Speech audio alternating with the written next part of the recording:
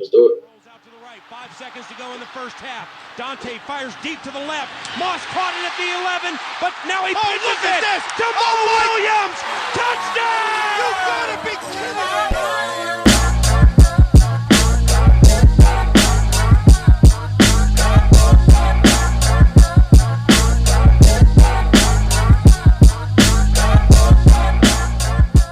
Welcome back to another episode of the Climb into Pocket podcast. I am your host, Jayson Brown, joined once again by the full crew. Sorry, Paul Allen is not here today, but we do have QB1. JR, what's going on, my man? What's going on, man? Happy that football is back. We're officially a week away from the first preseason game, and I'm just happy. Hopefully, it'll be a preseason game, a Hall of Fame game this year after that debacle that happened last year. Yes, sir. Yes, sir. Last Thursday for a long time with no football. And next in line, we have the man, Myles Gorham, actually in his house with some proper service, not in the middle of nowhere this week. Myles, what's going on, dog? You know, just excited to finally be home. But now we got a puppy, so he takes up all the time. I've been up since 4 a.m. Oh, yeah, you did that to yourself, though, man. And Sexy Prince, what's going on, dog? What's going on, y'all? I might actually be stationary for this pod. I'm laying down right now, just chilling, relaxing, doing what I do. But as we were kind of going through, I started thinking about like, man, what I want to ask about today. And it's a conversation I've had with a few people over the last couple of years. Whether it be video games or movies or just some like forms of entertainment that just those worlds that just seem to be so like fantasy driven, right? So I guess I wanted to know if you could bring one fantasy world to the forefront and make it like actually real. I'll start off first. I have a few. For me, it's I guess it's going to be a combination between Pokemon and then also there's this game that I play on Xbox. It's called Mass Effect. It's basically like space cowboys and you get to meet all these aliens and stuff. So I thought those two worlds. So like maybe a combination of both of them, but probably Pokemon first. What about y'all?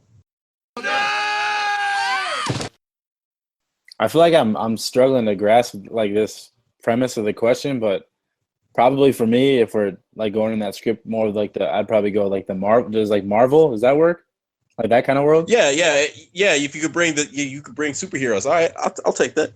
Yeah, if you can bring like something that's considered to be fantasy, not real, never going to be real, all that stuff. So obviously superheroes would be a good thing. So Marvel Universe. I probably have two. I'd probably say the Marvel Universe and a Vikings Super Bowl. So, JR, Jayson, what about y'all? So this is a movie that I love, and if I'm guaranteed not to die, I would love to be like in a Jurassic Park setting because everybody wonders like, did the dinosaurs ever really live? And I mean, it's just something you always wonder, and it's a movie I love. It's kind of crazy. But Hold on. Yep. Just one second. Something you just said. People wonder if the dinosaurs truly lived. I was just gonna say, Doc. this is striking a little close to Hard Knocks for me right now. Hey, you know who his boy is. At the point, you better know. You know who his boy is. Absolutely. One of my best friends, William Hayes, doesn't believe the dinosaurs ever lived. I always ask him, well, how did the bones get there? And he never has an answer. Or that dinosaurs exist right now. They exist right now. Maybe. Well, they do. Like birds, alligators, fish. I believe dinosaurs were here. I just want to know what happened. Yeah. That's what I want to know. So our next guest on the pod is gonna have to be Bill Nye the Science Guy, or Neil Tyson, Neil deGrasse Tyson. Come through and talk to us about the dinosaurs. What about you, Jayson? What world would you bring?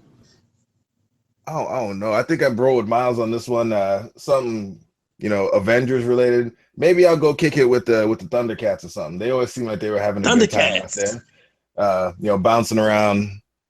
Doing what, as an older person, I went back and looked and realized is that they were getting lit out there with the ThunderCats. So I think I'd probably go and kick it with them and hang out.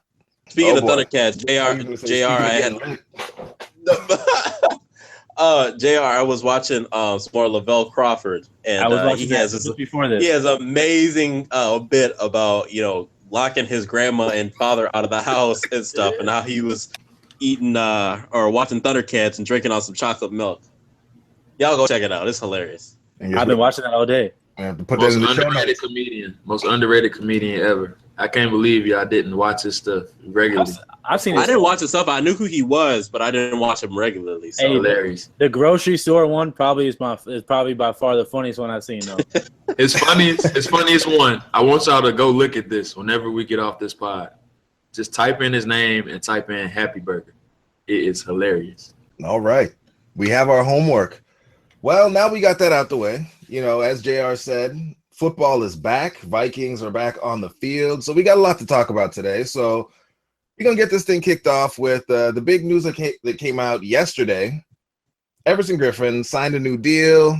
$58 million, $34 million guaranteed is what's been reported right now. Makes him the third highest 4-3 defensive end.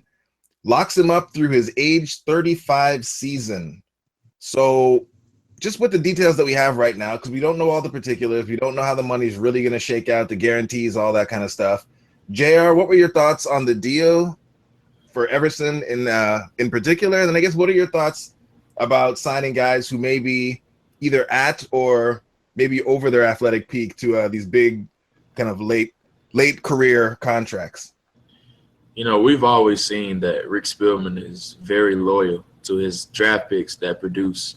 He wasn't necessarily the full-time GM when they drafted Everson, but he still was within the organization. So he still has a lot of ties to Everson, and being a fourth-round pick, a questionable fourth-round pick at the time. He had a lot of off-the-field issues that were going on.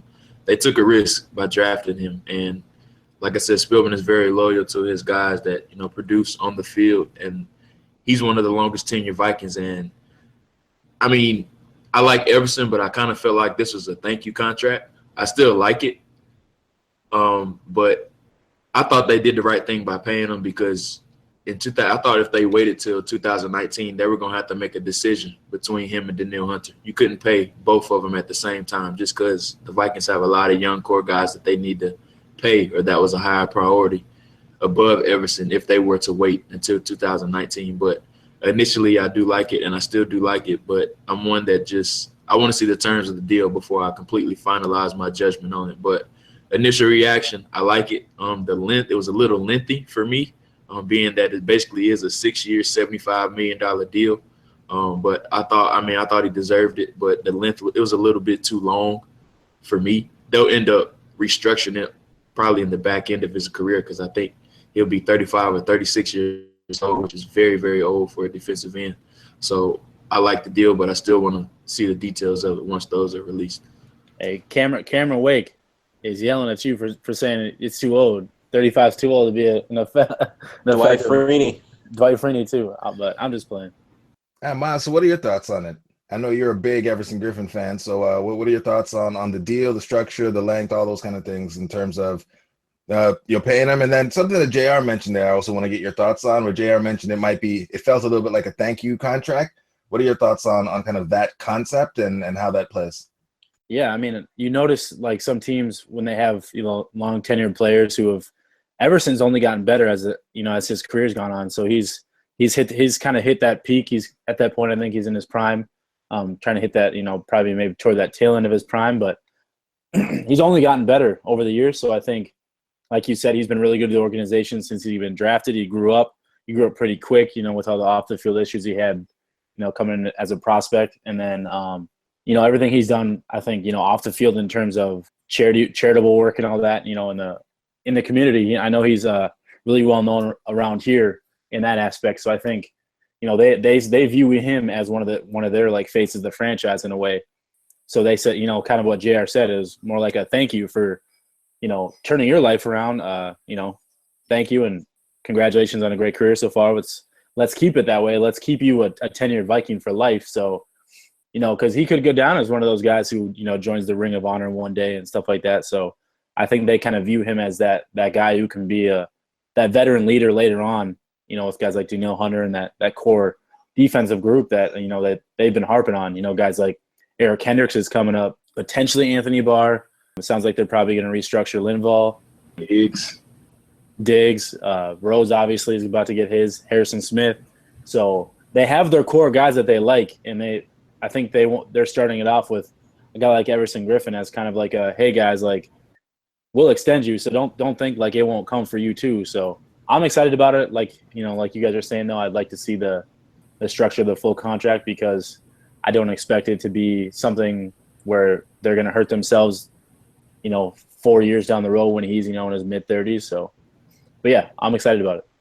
And Prince, I feel like you're probably aligned with the rest of us on the contract. So give us your take on Everson real quick, and then transition us into who you think are the next couple guys that are going to be getting paid this offseason, since Rick kind of hinted that some more big things were on the horizon. Yeah, I think I like the fact that he got paid. I potentially had him as a guy that in a few years, if they are thinking about maybe some guys who, or even now, if they're thinking about a guy that they might want to trade, before he starts hitting that decline, I thought Everson Griffen was definitely one of the guys they could, be considering. But I'm okay with the contract. I think it was Myles who kind of hit on the, or even JR who hit on like the whole thank you contract, or it hit on more so that it was, it kind of shows the rest of the team, especially the young guys, hey, if you do what you're supposed to do, if you really buy into our system and what we're trying to do here in Minnesota, this is going to be you. And it's not just to say, it's not just for the guys who produce at a high level, but also the guys who mature and really become leaders on this team. And I think we've seen that with Chad Greenway, Brian Robinson, Everson Griffen becoming another guy. So yeah, we're definitely getting paid. As far as the next guy, I think that should and probably will get paid. I think I tweeted out Linval Joseph. I mean, Linval Joseph is highly underpaid for what he's able to accomplish. I mean, I think some people put up some stats that Sharif Floyd is even scheduled to make more money this coming year than Linval Joseph is. And, heard some rumblings as far as, Linval wanting to get paid a little bit more, as he should. I think he's producing at a, I don't know if it's top 5 probably top 5 nose tackle, maybe at least top 10 nose tackle. So, I mean, he deserves to get paid. And one thing that I caution Vikings Twitter about is getting upset because you see one player getting paid, even though you might think another player has, priority of getting paid. Everson getting paid, Linval getting paid won't necessarily stop a guy like Xavier Rose from getting paid. So, yeah, I think Linval first, and then probably we'll see Zave get paid. Real quick, too, I just want to chime in. I think, the Everson contract and, like, looking at guys like Linval and Danielle Hunter coming down the pipeline, I really think that it really shows you that the defensive line group is kind of like the identity of this Vikings team in general, the pass rush especially, but the defensive line as a whole, they're really the identity of this team. So I think they're showing that by – showing guys like, Everson, obviously, and then what they did with B-Rob, Linval coming up, and then we'll see what they do with the 3 technique guys. But, yeah, I just think it just kind of shows a little bit of what their thoughts are. Yeah, and JR, what about you? What are you thinking? I know that we just mentioned Xavier Rhodes there. I guess, is that your pick for the next guy who is likely to get paid this offseason? Is there anyone else that you think that maybe is flying under the radar that may get extended this offseason as well? Yeah, I think Xavier should get his money within the next 2 weeks. Some stuff that I've been hearing is just some things they need to iron out. It's just some upfront money and bonus money. His agent, he's a tough guy to deal with. A lot of people have said that his name is Sonny Shy. He's done Cam Chancellor's deal and D'Angelo Hall. We both know those were highly disputed contracts, and Cam Chancellor actually held out for a little bit over his whole contract ordeal, but it sounds like they should come to an agreement here soon, sometime in camp. So it'll be good for Xavier to get paid and just not have that on his mind. And, he's a shutdown corner. He's proven that he is that. He has a chance to take that leap into elite status with another good year this year. So I think he'll be next. Linval will probably be after that. And who knows, after that, the whole Teddy Sam situation could really throw a wrench into the 2015 draft guys getting their next deals as far as Kendricks and Diggs and guys of that sort. So we'll see. All right. So let's kind of play this out. We move forward. Sam balls out this season, and we know what the quarterback market is. Sam gets paid. Who do you think is kind of the top candidate of the core guys, the guys that people kind of think of as the identity of the team, to potentially be cut or traded, or really cut or traded because we aren't able to pay all the top flight guys that we have on the defensive side of the ball, and also pay a top level quarterback? So I'll start with you, Prince. I guess, what are your thoughts on that, and who do you think could be a recognizable face that potentially could be let go down the line? Maybe if we extend Sam, or even if we don't, someone that we might not be thinking of. Yeah, I mean, the quarterback situation is going to tell a lot of, who's capable, who's able to stay here and who's not. I think if you do pay a quarterback, I think for me, it's the most obvious choice. I didn't think this a few years ago, but it's become more and more apparent. Anthony Barr. The linebacker position has, around the league, has kind of diminished, which, you really only kind of need two, in some circumstances, just one guy who can really be that linebacker that's able to, take away from run, drop into coverage, play his keys every so often. So, I mean, when I look at, guys like Eric Kendricks, who I definitely feel needs to get paid, Danielle Hunter, if Barr has another down season, as athletic as Anthony Barr is, I mean, I think there probably could be another guy that you could find down the pipeline that can do what Barr has brought to the table. Because realistically speaking, Anthony Barr right now, his strength is pass rushing. His strength is pass rushing, and if we can get him to doing that a lot more so, maybe he can develop into being that full linebacker that we need him to be. But as far as the core guys, he might be the odd man out when it comes to if you need to pay a quarterback and make that decision. Okay, Myles, how about you? What are you thinking? Sorry, it's gonna be a little loud in the background with the dog. I'd say a couple guys. Prince already touched on it. Anthony Barr is probably one of those guys that might be on his way out if they have to. If he doesn't prove it this year. I think Trey Waynes is another guy that they end up would potentially not pay because he might not have shown enough to warrant a big contract that he'd probably be thinking he deserved. And then a couple other guys, like veteran guys, that I think they could potentially restructure or potentially move. Guys like Kyle Rudolph in the next couple of years. I know his cap hits over the next couple of years is just over $7 million. So depending on how he starts playing, that could be another guy they look to restructure or move on from. I think Anderson Dejo, I don't think he has a big cap hit, but it's big enough to where they can consider moving on from him. And then you can hear it in the background too, the squeak. That's yeah. But lastly, I think they could find ways to potentially try to turn some of Harrison Smith's money into roster bonuses and signing bonuses and stuff to kind of help alleviate some of the cap hit. But stuff like that. There aren't a lot of guys on offense. I think that maybe Alex Boone is another guy they might look to move on from in the next year. So. Okay, JR, do you have anyone that hasn't already been mentioned? No, I'm pretty much in agreement with everybody. I think Anthony Barr would be the odd man out simply because of how high the outside linebacker contracts are. And Justin Houston and Von Miller just destroyed the price tag for outside linebackers. Justin Houston is making $22 million this year, and Von Miller is making $20 million this year. So I believe Clay Matthews is making around $15 million. So Anthony Barr probably will want something in between that, and I just don't think he's worth that right now, just based off what he showed last year. Maybe he can get to that price tag if he does prove to be in elite status like he showed his first year. He's shown to be an elite guy and make lasting impacts in games, but it's a big year for Anthony Barr. He has a lot to prove to me and I prove to Viking fans as well. The inside linebacker price tag really isn't that high. Luke Kuechly makes around $12 or $13 million a year, and I don't think Kendricks would command that type of money just because he's not an elite guy at the position. So that's pretty manageable. I really don't know what Diggs would command just because I really don't have a good feel for what his price tag would be right now. It's something like a contract I believe it was Allen Hurns got, but I think he's way more valuable than what Allen Hurns is. I think he made around $10 million a year.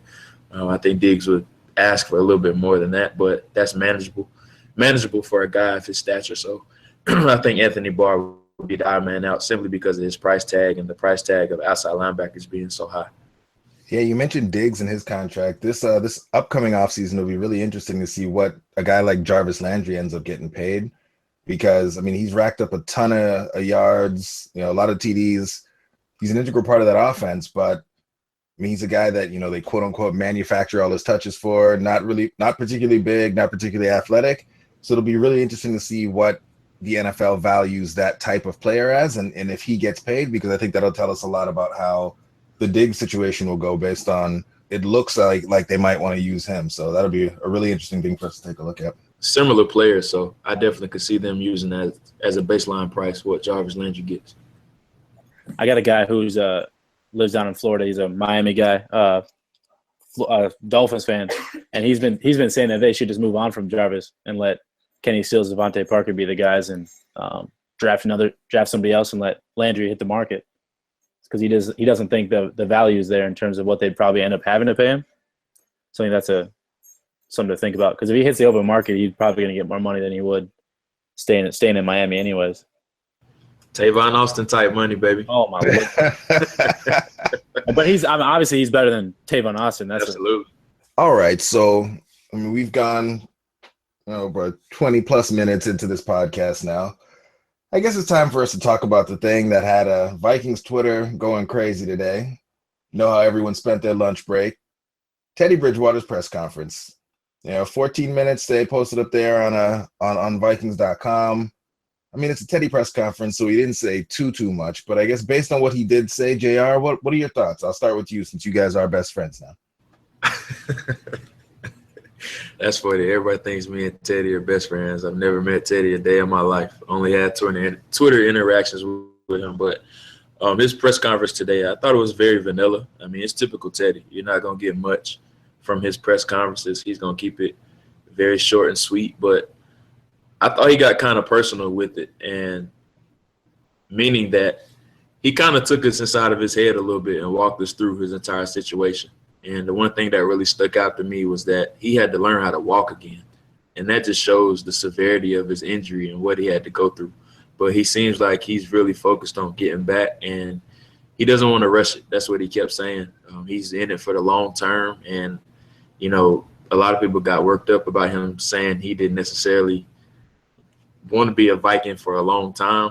But I think he's just worried about his injury and his rehab right now. He's not necessarily worrying about getting back on the field. He just wants to be as healthy as possible and be the best Teddy that he can be. And that's what he kept saying. So I'm interested to see how they treat this entire situation. We saw video clips of him on the ladder and, do various drills off to the side of practice. And, he's making progress and he looks ahead of schedule, like a lot of people have been saying. So it seems like he's in it for the long term. I don't know what the long term is. I don't think he knows what the long term is, and I don't think the organization knows what the long term is either. But he showed a lot of maturity today, giving Sam a vote of confidence as well. Just saying what he did last year was pretty incredible, and I thought he was very mature when he said that. And he showed me a lot today as far as his press conference, and I really enjoyed just how mature he was and how much he opened up.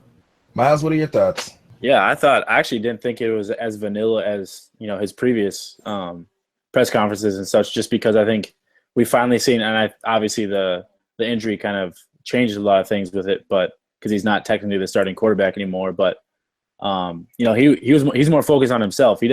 Not that he doesn't care about his teammates, not that he doesn't care about the organization, but he's focused on himself and making sure that Teddy Bridgewater's, ready to go mentally and physically. So I was really, really good to hear that, hear him say that and come out and say, he obviously supports his teammates, but he needs to do what's best for him right now.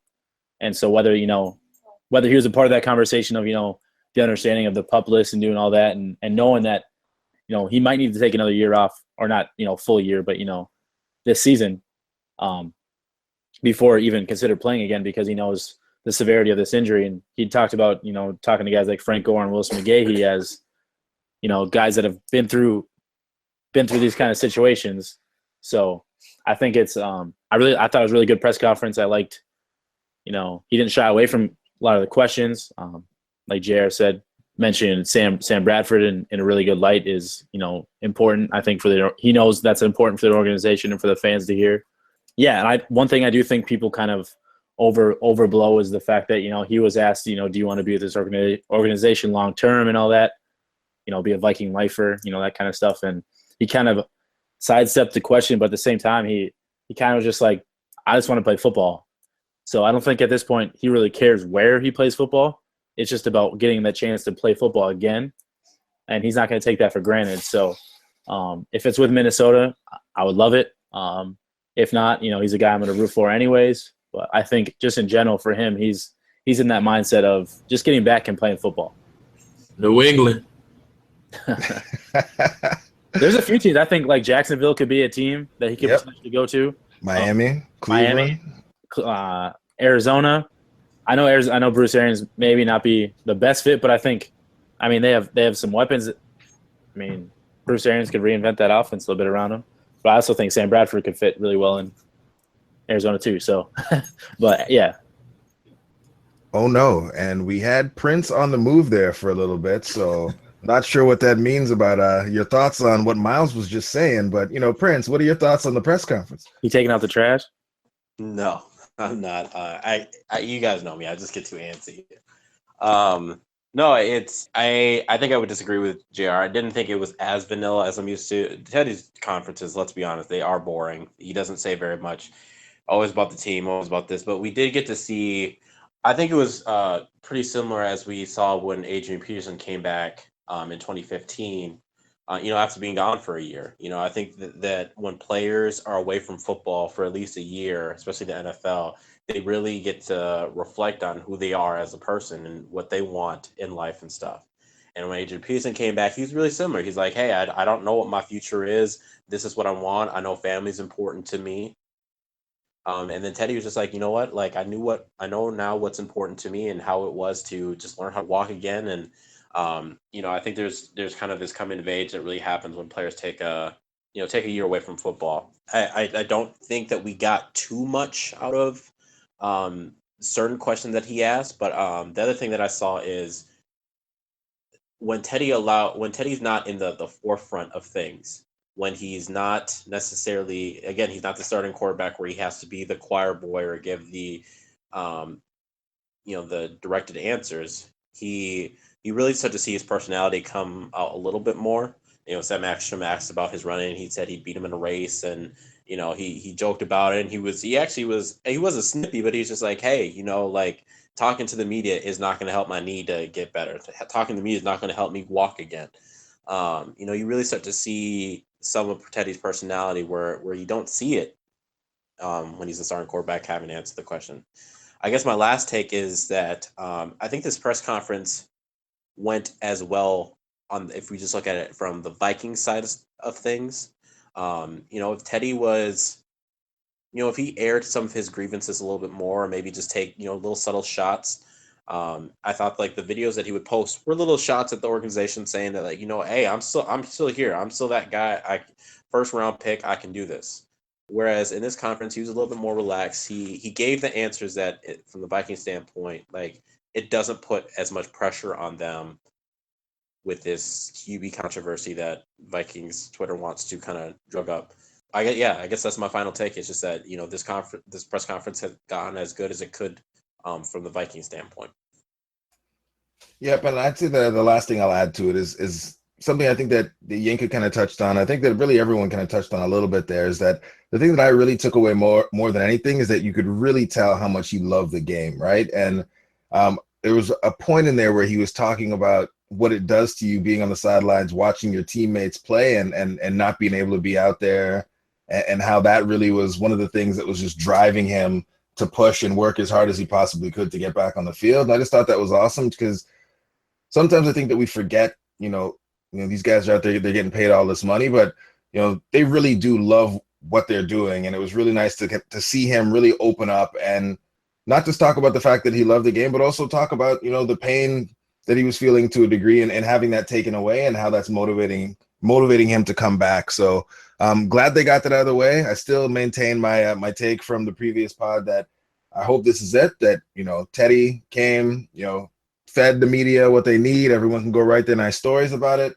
And then he just goes to the back, and rehabs and questions about Teddy are kind of diverted away from that, letting everyone know that we're going to talk about the players who are actually playing. And, Vikings switched it up. Rookies came in a little bit early. And I know, and I really just threw this topic in for Myles because, I wanted him to get an opportunity to tell us we don't listen to him nearly enough. But rookie camp happened, and it was rookies against rookies, all that kind of stuff. Some of the vets who were coming back from injury came in a little bit early, and we started to get some reports of some people playing, balling. So I wanted to get y'all's quick reaction. We'll do this real rapid fire style, just so Myles can tell us we don't listen. Myles, what are your reactions for what you were hearing coming out of rookie camp? No, just there's a lot of good young players the Vikings brought in that they're excited about, that they think could compete for potential roster spots or even practice squad spots. The 10 practice squad holes that are filled every year. And a guy for me that I was excited about, that I really like coming out, RJ Shelton. He's a guy I think, I'm not saying he's going to make the team. I really don't think he is, but I think practice squad is something that really is a really big opportunity for him. And I think he might be able to seize. I mean, I know the last few days before when they were doing the early reports for kind of their second rookie mini camp, you'd call it, is he was balling out. He was showing everybody he could run really good routes, create a lot of separation, go up and get the ball, and he's not a big guy either. So he's a guy I'm really excited about, and I personally coined Mr. Mankato, and I don't know if I've seen anybody else do it. So he was the name I picked because I didn't want to go with the usual draft pick, the usual guy everybody expects it to be. So I'm excited about him, and I think there's a few other guys that people are excited about. I think Caleb Jones is another one that wide receiver wise who's turning some heads, and I know he was with the organization last year too. So he's another name I think could make a name for himself, in the preseason. Awesome. JR, what about you? Which name stood out in terms of what you were hearing from rookie camp, and which guys do you think are most likely to be able to kind of carry that on now that the veterans are back? The one guy I was really happy to hear that seemed like he was playing well from the things that I heard and seen was, he wasn't a rookie, but Taylor Heineke, just getting back in the swing of things. He's had a year off recovering from that surgery, from the injury that he had from kicking the glass door in. But the thing about quarterback is it's about mental reps, and it's hard to get those reps and recover when you're just sitting on the sideline, especially injured. It's different from being actually in there, and it's good to see that he still has his timing. That's the biggest thing you see drop off from guys who are sitting on the sideline and not necessarily thrown in the fire is their timing. They lose their timing, and I'm glad to see he seems like he hasn't lost any of his touch either as far as his arm strength and just feel for the game. So I really hope that carries over into the preseason for him, and I would really like to see him win that backup spot. But that's something we'll just have to wait and see in those preseason games. But I was really happy to hear that he played well in rookie camp, and I hope it carries over into training camp. Awesome. Prince, who you got for us, man? I've heard a lot of reports as far as maybe not necessarily rookies, but just the tight end group. I've heard that they've been doing really well. Me personally, I do want to see a little bit more out of the tight end group when it comes to and we just need more explosiveness, more more mismatches. I mean, we have a lot of guys who are 6'4", 6'5", 6'6", and I just don't feel like we can utilize them in the ways that they should be. So here are reports that the tight ends are doing a lot better. I want to see Kyle Rudolph step up even more. So I want to see again Bucky Hodges become more of a weapon. See David Morgan, being able to be used everywhere because he's maybe a little bit more versatile than the other guys. And I also heard Kyle Carter was another guy that is kind of turning heads a little bit more. It looks a little bit bigger, maybe not as fast, but definitely looks a little bit more athletic. So I definitely want to see the tight end group contribute a lot more. So I know that we look at the wide receiver group and be like, yeah, we want them to put up all these big numbers, but we also need to see some of those 3 tight end sets that are some pass plays that they are getting the ball. So that's a group that I definitely been hearing more so about. I'm excited to watch them when I go down to camp. Cool. You could have just answered Bucky Hodges. I mean, that'd have been all right too. But you know, training camp first day in the books. Obviously, all of us were glued to the live stream updates that were coming through today. We'll start with you, Prince. What was your first your big overreaction, we'll say, because that's pretty much what happens every day at training camp. Something happens and we all collectively overreact to either an injury or a big play or, you know, some guy getting separation on some other guy, Myles. So Yinka, what was your big takeaway from the first day of training camp? It is the first day. I'll leave the obvious sophomore surge answer to our boy Myles, but actually that center position, that Nick Easton versus Pat Elflein, I definitely want to see Pat Elflein step up. From everything I heard talk to Reef actually just yesterday, and one thing he's saying that he's seeing technically, as far as smarts, athleticism, Elflein is above the rest, but he's having issues with snapping the football.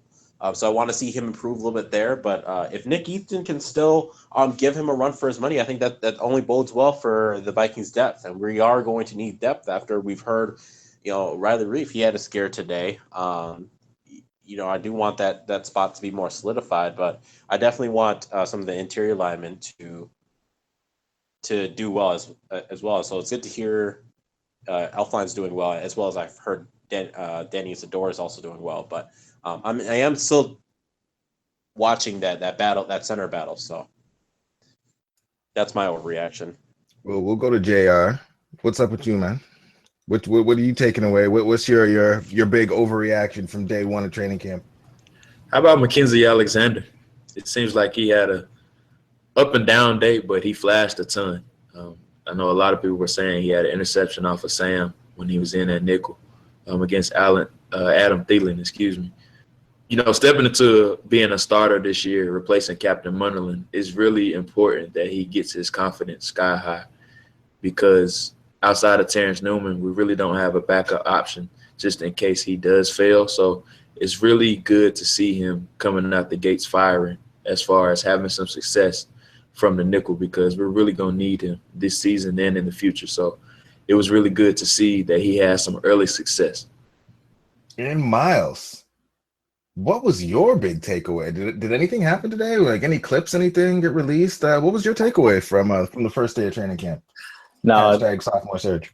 All jokes aside, like that's just me being me. You know, I really want to see Laquan Treadwell do well, and I think even just the small couple of clips I've seen, you know, he obviously does this look quicker and faster than he did last year. But the overreaction I definitely had was hearing Riley Reef go down, and the first thing I did when I saw the news was typed in available left tackles still, and they see names like Will Beatty and Ryan Clady. I'm like, oh Lord, we're gonna have to sign one of those guys. It's 2016 all over again. Rashad Hill, step up, please. Don't put TJ Clemmings out there. So just kind of that, you know, like you had said, Jayson, that injury overreaction. It's the first day of training camp. Zimmer went on K-Fan and talked about, you know, it's the first day, you know, they're all camp, so, you know, people get dinged up, and I don't even know what the word he said. I don't even know what he said, but twinge, yeah, which I've never heard someone say before, but you know, it's just like a tweak. So it just sounds like he kind of just tweaked something. So as long as he's all right, I'm all right. But you know, some of that always scared me for sure. I was on Twitter updating, you know, refreshing, like, come on, tell me how he's doing, tell me he's all right, tell me we can move on and let's bubble wrap these guys and move on to the season. But that'd be my overreaction for sure. Has Vikings Twitter MD told us what's going on with Jerick McKinnon yet? Anybody know? Anyone hear anything? Sounds like a potential like hamstring pull, maybe. Get that man some water. He'll be all right. It might not be a pull, but one thing I do know about training camp, especially training camp and early on, is guys, you know, might get banged up. And I think it was the second day of practice last year. I went down to training camp, and Diggs was out of practice, just, you know, just for precautionary purposes. So a lot of these guys will sit out and, you know, not go back into practice just for those precautionary purposes, because it's a long season, so you need those guys. So some of it, you know, might be a little overreaction, you know, for sure. I know on my part. And just to add on to that, you know, Jet adding that weight too. I think he has to get used to carrying that around too, because it's something new, and it's a little heavier on his body and his legs, so it's going to be an adjustment for him. With that point, how do you guys feel about? I mean, last couple of years, players have had less practice, less time, getting hit and all that stuff. Do you feel like maybe we should kind of have a middle ground for how it used to be versus how it is now, so guys can, the bodies can get more acclimatized to these hits, and maybe it will result into less injuries. I mean, dude's gonna get hurt regardless. It's gonna happen. It's training camp. I mean, it's a grind. You're gonna have bumps and bruises here and there, no matter what the training camp schedule is or whatever type schedule that you have. Injuries gonna happen. Guys are gonna cramp up, hamstrings, all that stuff's gonna happen. It's just a part of the training camp process.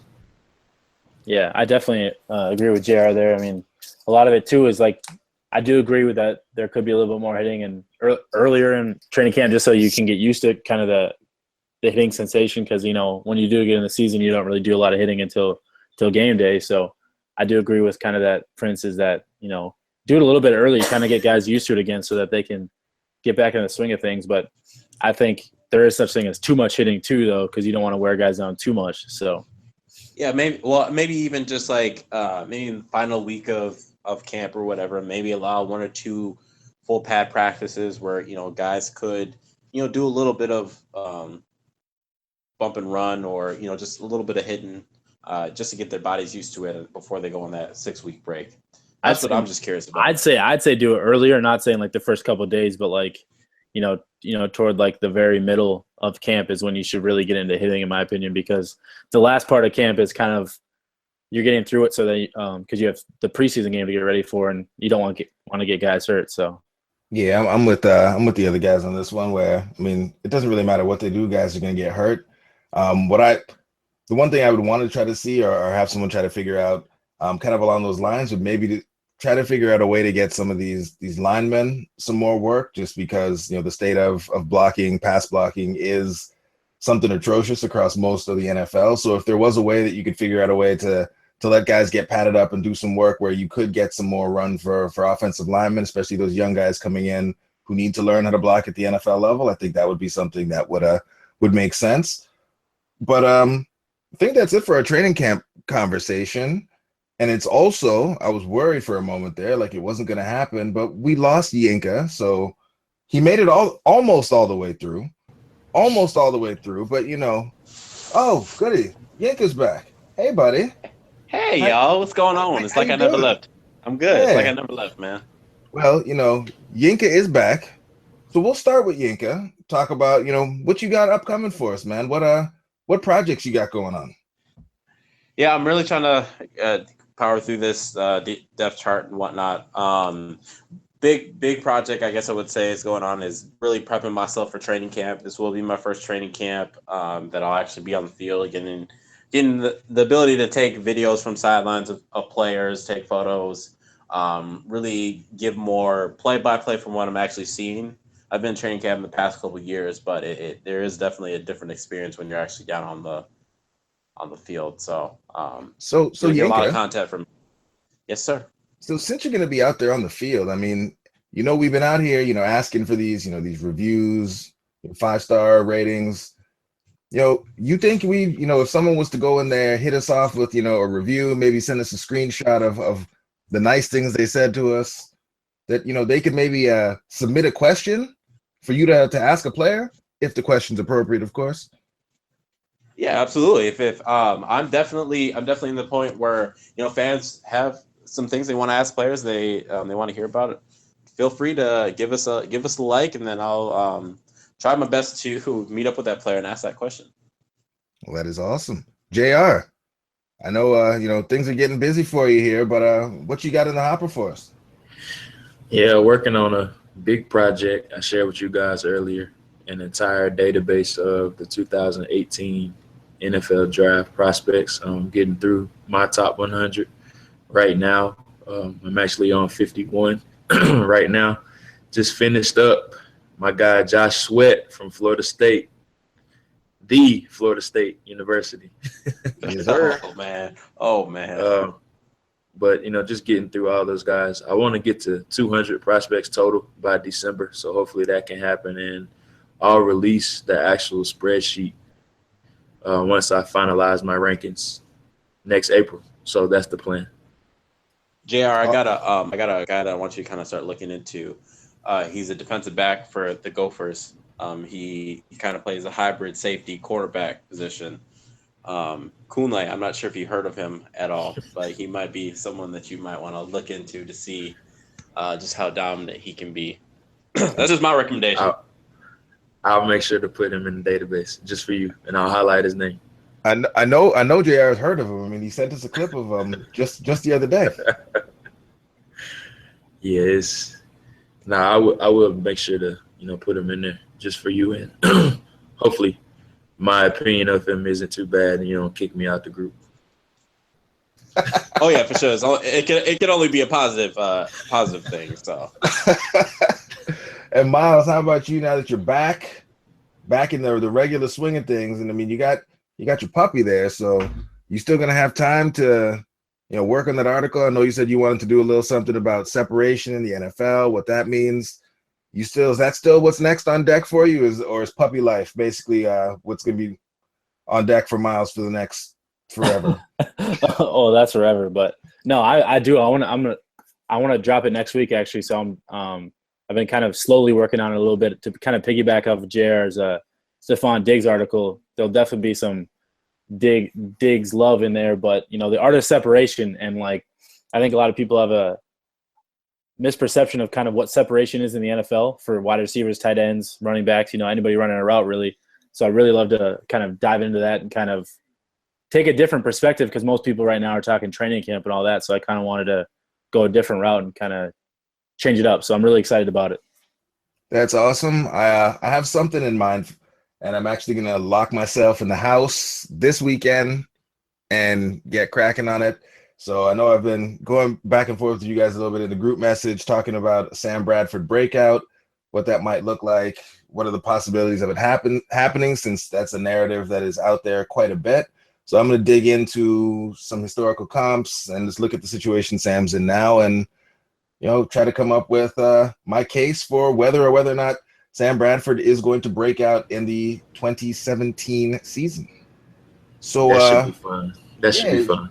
It should be an interesting one. So I can help you with the conclusion, Jayson, if you need me to.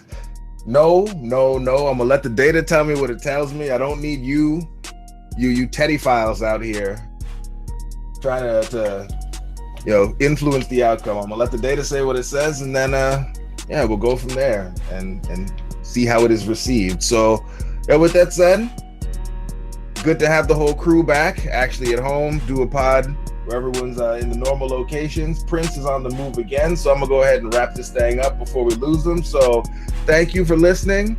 Support the pod, hit us with a review, screenshot it, send it our way, and maybe your question will be asked to a Vikings player at training camp. See y'all. One of you guys' takes is trash. I gotta go take it out to make myself feel better. So.